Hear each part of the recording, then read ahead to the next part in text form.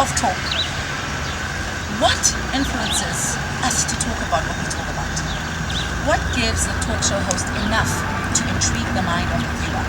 My next two guests are two talk show hosts, and today we have a threesome of talk show. Join me inside.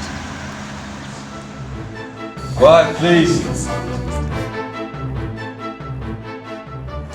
Hey, now look at us, sexy mamas. Yes, talking mamas. Yes, ma'am. We get paid for our voices and our opinions and to talk a lot. Yes, you do.